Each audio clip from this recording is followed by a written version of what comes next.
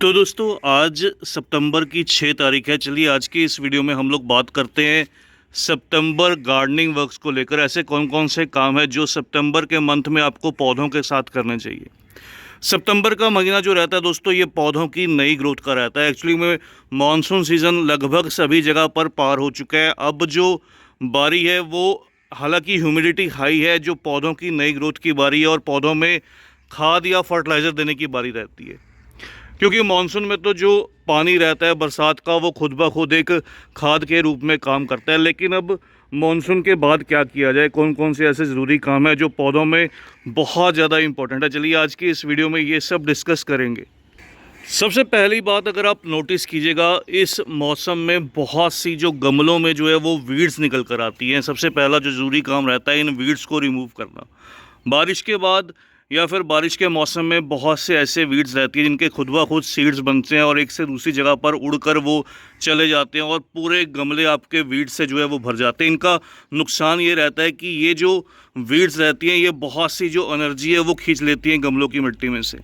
इसलिए इन वीड्स को रिमूव करना सबसे पहला काम ज़रूरी रहता है। इनको आप रिमूव कर सकते हैं, नहीं तो मार्केट में बहुत से ऐसे वीड कंट्रोलर मिलते हैं जिसको आप छिड़काव कर दीजिए, जिसका आप मिट्टी के ऊपर, तो आपकी सभी की सभी जो वीड्स रहती हैं ये खुद ब खुद सड़ने लगती हैं, जलने लगती हैं और बहुत लंबे समय तक दोबारा जो वीड्स हैं वो निकल कर नहीं आती। वीड्स को रिमूव करने के साथ साथ दूसरा जो ज़रूरी काम रहता है, पौधों के ऊपर सरफेस, अगर आप नोटिस कीजिएगा बहुत से ऐसे गमले रहेंगे जहां पर सरफेस के ऊपर इस तरह से देखिए आपको ये हरी हरी सी परत नज़र आएगी, ये काई की तरह आप कह लीजिए, तो ये बन जाती है। इससे क्या प्रॉब्लम आती है, इससे जो पौधे हैं वो प्रॉपर सांस नहीं ले पाते, नीचे की तरफ जो सनलाइट है या फिर जो ऑक्सीजन है वो नहीं जा पाती। और बहुत केसेस में जो आपके गमलों में पानी रुकने की समस्या आती है वो भी इसी चीज़ से आती है। देखिए यहाँ पर भी आपको दिखाई देगा। तो दूसरा जो ज़रूरी काम है, जिन गमलों में वीड्स नहीं भी ग्रो किए उन गमलों की अच्छे से गुड़ाई करना। तो गुड़ाई करना बहुत एक इम्पॉर्टेंट प्रोसेस रहता है बारिश के बाद के मौसम में ख़ास तौर पर, ताकि अच्छे से जो पौधे हैं वो सांस ले पाए, अच्छे से उनकी जो रूट्स हैं वो दोबारा से ग्रो कर पाएँ, एक्स्ट्रा मॉइस्चर को होल्ड ना करें और पानी साथ के साथ जो है वो ड्रेन आउट हो जाए। इसके अलावा तीसरा जो काम है दोस्तों, इस मौसम में अभी आप रीपॉटिंग कर सकते हैं। रीपॉटिंग के लिए बहुत बढ़िया मौसम है, आप किसी भी पौधे की इस मौसम में रीपॉटिंग कर सकते हैं। मैंने मानसून के दौरान आपको सजेस्ट किया था कि आप बहुत से ऐसे पौधे जो मानसून को पसंद नहीं करते, ख़ास तौर पर एडेनियम के पौधे जैसे रहते हैं, तो उनकी आप रीपॉटिंग रोक सकते हैं मानसून के दौरान। लेकिन अब आप इस समय पर, चाहे आपके पास एडेनियम के पौधे ही क्यों ना रहें, आप इस तरह से अपने सभी के सभी एडेनियम के पौधों को चाहे तो ऑनलाइन परचेज़ कीजिए, चाहे आप इस मौसम में रिपोर्ट कीजिए, तो आप बेझिझक इन पौधों की रिपोर्टिंग कर सकते हैं। हाँ, लेकिन एडेनियम की पौधों की जो कटिंग प्रूनिंग है अभी भी आप इस मौसम में जो है वो अवॉइड कर सकते हैं। रीज़न ये है क्योंकि इस मौसम में अभी इनका जो फ्लावरिंग सीज़न है वो स्टार्ट हुआ है। आपको बहुत से अपने पौधों में इस समय पर नए जो बर्ड्स हैं वो बनती हुई दिखाई देंगी। ये देखिए, जैसे मेरे अरेबिकम के पौधों में अभी जो कलियां हैं वो बननी स्टार्ट हुई हैं। यहाँ पर भी आप नोटिस कीजिएगा अभी इनमें जो कलियां हैं वो बननी स्टार्ट हुई हैं। तो आप इनकी कटिंग प्रूनिंग अभी मत कीजिएगा। इनकी कटिंग प्रूनिंग का जो सही समय रहेगा वो फरवरी मिड में रहेगा, क्योंकि मानसून का सीज़न पौधों को बहुत कह दीजिए कि तेज़ी से बड़ा करता है। मानसून बरसात के पानी से जो नेचुरल एक नाइट्रोजन मिलती है पौधों को, उस नाइट्रोजन से पौधों की ग्रोथ जो है वो लंबी लंबी निकल कर आती है, पौधे झाड़ी नुमा रेडी हो जाते हैं। तो अगला जो ज़रूरी काम रहेगा दोस्तों वो पौधों की ट्रिमिंग का रहेगा। ट्रिमिंग या प्रूनिंग इस मौसम में ज़रूरी रहेगी। ऐसी सभी ब्रांचेस जो डी शेप हो चुकी हैं, आपको उन ब्रांचेस की पौधों में ज़रूरत नहीं है। आप सभी की सभी वैसी जो ब्रांचेस हैं वो पौधों में से रिमूव कर सकते हैं, अपने पौधों को एक सुंदर कैनपी या शेप दे सकते हैं। तो इस तरह से आप पौधों की ट्रिमिंग कीजिएगा, प्रूनिंग कीजिएगा, ये ज़रूरी काम है इस मौसम के अंदर।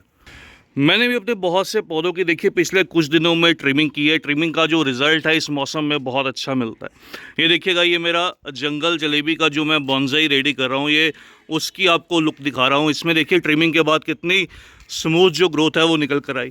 साथ के साथ आपके साथ शेयर किया था इस तरह से, देखिए ये बरगद या बैंगन ट्री की ट्रिमिंग का, तो ये मेरा बरगद का बॉन्साई है जिसको मैं बॉन्साई के लिए कन्वर्ट कर रहा हूँ। और ये देखिए ट्रिमिंग के बाद इसमें काफ़ी जगह से जो नया फुटाव है वो निकल कर आया। फिर ये देखिए, ये मेरे फाइकस के पौधे की मैंने ट्रिमिंग की थी। ट्रिमिंग के अलावा कह लीजिए इसकी डिफोलिएशन की थी। ये आइलैंड फाइकस की वैरायटी है, तो इसको फाइकस आइलैंड बोलते हैं या ग्रीन आइलैंड बोलते हैं। तो इस तरह से इसमें काफ़ी सारी जो नई शूट्स हैं वो निकल कर आई हैं। तो ट्रिमिंग का ये बेनिफिट रहता है, एक तो लीफ का जो साइज़ है वो भी डिक्रीज़ होता है और बहुत सी आपको जो नई शूट्स हैं वो देखने को मिलती है। इसके अलावा दोस्तों आपको कहना चाहूँगा, अगर आप ग्रीन नेट का इस्तेमाल करते हैं तो अब मौसम आ चुका है, आप अपने गार्डन में से ग्रीन नेट पूरी तरह से रिमूव कर दीजिए। हालांकि इस समय भी जो धूप है वो दिन के समय बहुत तेज़ रहती है, लेकिन अभी पौधों को जो धूप मिलेगी वो इनकी अच्छी ग्रोथ में हेल्प करेगी। तो इसलिए आप इस मौसम में ज़रूर से ये ग्रीन नेट जो अगर आपने लगाई है तो रिमूव कर दीजिए। हालांकि मैं किसी तरह का कोई ग्रीन नेट गर्मी सर्दी किसी भी मौसम में इस्तेमाल नहीं करता। अगला जो ज़रूरी काम है दोस्तों, पौधों में अच्छी क्वालिटी की खाद को फीड करना। अब बात करते हैं खाद। वैसे तो देखिए हम रेगुलरली या कुछ कुछ समय के गैप में, लगभग 1 महीने में एक बार, कुछ पौधों को 2 महीने में एक बार, या फिर कुछ पौधों को 15 दिन में एक बार, उनकी रिक्वायरमेंट के अकॉर्डिंग, जो भी जिस तरह के पौधे हैं, इंडोर पौधों को कह लीजिए साल में 2 बार। तो इस तरह से सब पौधों की डिफरेंट रिक्वायरमेंट्स रहती है, उनकी रिक्वायरमेंट के अकॉर्डिंग। लेकिन अभी जो मौसम है वो पौधों को, सभी पौधों को एक बार अच्छी जो मैन्योर है वो फीड करने का मौसम रहेगा। इस मौसम में आप सभी पौधों को अच्छे से जो खाद है वो फीड कीजिए। वर्मी कंपोस्ट हो आपके पास या काऊ डंग रहे, जो भी आपके पास अवेलेबल रहेगा।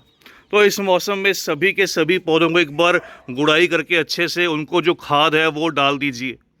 ख़ासतौर पर ये जो 2 मौसम रहते हैं, सितंबर अक्टूबर और फिर फरवरी मार्च और अप्रैल का जो मौसम रहता है, इस मौसम के दौरान सभी के सभी पौधों को एक बार जो वर्मी कंपोस्ट है वो फीड करनी चाहिए। इससे पौधों की जो सॉइल है वो एसिडिक बनी रहती है और ओवरऑल ग्रोथ में पौधे जो है वो हेल्प भी करती है ये खाद।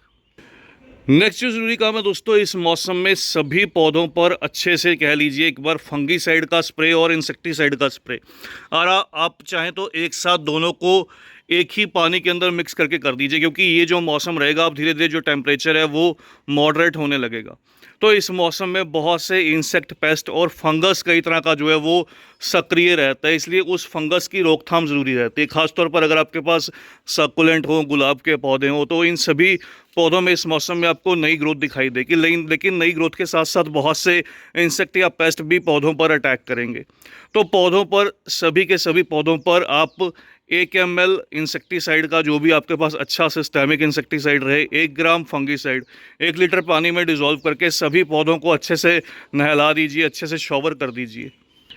इसके बाद लास्ट जो ज़रूरी काम रहता है दोस्तों वो ये रहता है कि आप अब विंटर की जो तैयारी है वो स्टार्ट कर दीजिए। विंटर में जो भी आप पौधे ग्रो करना चाहते हैं, या फिर वो कटिंग से ग्रो करना चाहते हैं, या फिर आप सिंपली उनको बाज़ार से लाकर या सीड से ग्रो करना चाहते हैं, तो आप सीड ग्रो करना चाहते हैं, अभी आपको सीड जो है वो ऑनलाइन भी मिल जाएंगे, नर्सरी पर भी मिल जाएंगे, उनको आप ग्रो कर लीजिए। जिन पौधों की आप कटिंग ग्रो करना चाहते हैं उनकी कटिंग इस मौसम में आप बिल्कुल ग्रो कर सकते हैं। ये मौसम सही रहता है कटिंग को ग्रो करने, क्योंकि अभी भी ह्यूमिडिटी मौसम के अंदर बनी हुई है और कटिंग प्रोपगेशन थोड़ी सी आसान रहती है। इसके अलावा विंटर फ्लावरिंग प्लांट्स की आप इस समय पर सीडलिंग या सीड लाकर ग्रो कर लीजिए, तो आपको धीरे धीरे रिजल्ट जो है वो अच्छा मिलने लगेगा। लेकिन इस समय पर आप जो भी विंटर प्लांट्स की सीडलिंग्स या सीड्स लाकर ग्रो करेंगे, ख़ासतौर पर ख्याल रखिएगा उन सभी पौधों को जो है वो शेड में या सेमी शेड में रखिएगा, अभी उनको धूप में मत रखिएगा, ताकि उनकी जो ग्रोथ है वो अच्छे से स्टार्ट हो चुके, दिन की तेज़ धूप उनको ना मिले। तो बस दोस्तों आज की इस छोटी सी वीडियो में इतना ही। जल्द ही मिलते हैं किसी और नए टॉपिक के साथ, किसी और नई वीडियो के साथ। तब तक के लिए bye, happy gardening, take care.